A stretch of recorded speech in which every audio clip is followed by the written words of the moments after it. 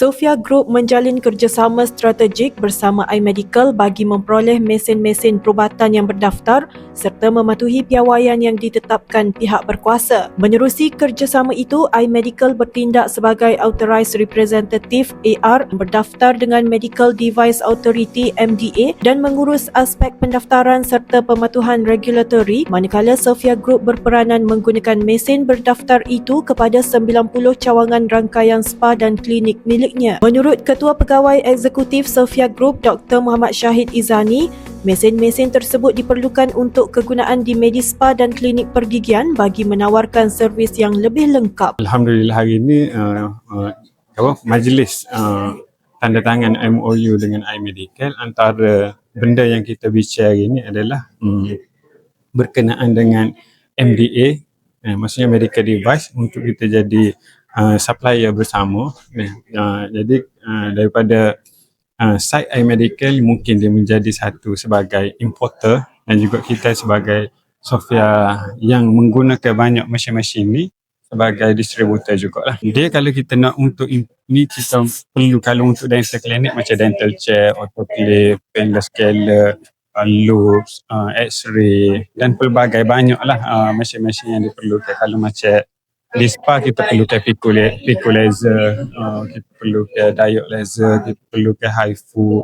Ada banyak yang mesin-mesin yang kita nak buat masuk untuk supaya satu masa jadi kita menjadi satu servis yang komplit untuk Sophia itu sendiri. Beliau berkata demikian ketika ditemui selepas majlis menandatangani MOU antara iMedical dan Sophia Group di Wisma iMedical Kota Baru hari ini. Bersama Presiden iMedical Yusmat Mahmad dan Naib Presiden iMedical Hasnah Zakaria pada majlis tersebut. Beliau berkata selain digunakan di cawangan Sophia Group, pihaknya juga akan mengedarkan mesin berkenaan kepada rangkaian spa dan klinik pergigian lain yang berminat. Katanya mesin-mesin itu akan diimport oleh iMedical dari Jerman, United Kingdom, Korea dan negara lain dengan kelulusan MDA dan Kementerian Kesihatan Malaysia KKM bagi menjamin keselamatan pengguna. Kalau kita kata sebab bila kita ada lesen yang standard, maksudnya kita ada mesin yang standard, kita ada lesen untuk pengguna tu, kalau bagi saya ia adalah satu keselamatan lah untuk pengguna tu sendiri, sebab kita kena ada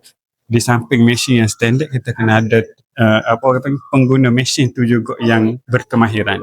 Jadi untuk pengguna ni saya fikir dia akan dapat servis yang lebih selamat dan dia lebih standard lah untuk maksudnya mencapai capaian apa yang KKM nak. Selain itu, Sophia Group turut bekerjasama dengan iMedical untuk menghasilkan produk premium bagi kegunaan di spa, klinik gigi dan klinik perubatan. Di samping kita buat servis healthcare, kita juga perlu kepada supplier yang lengkap, kita perlu kepada akademi yang lengkap, kita perlu kepada produk-produk yang premium daripada trusted pharmaceutical punya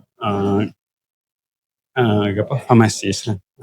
iMedical. Maksudnya kita produk-produk yang dibuat oleh farmasi yang berdaftar dan dibenarkan KKM yang betul-betul. Nur Atira Azman bersama juru kamera Izzatul Azma Sanusi, berita iMedical TV.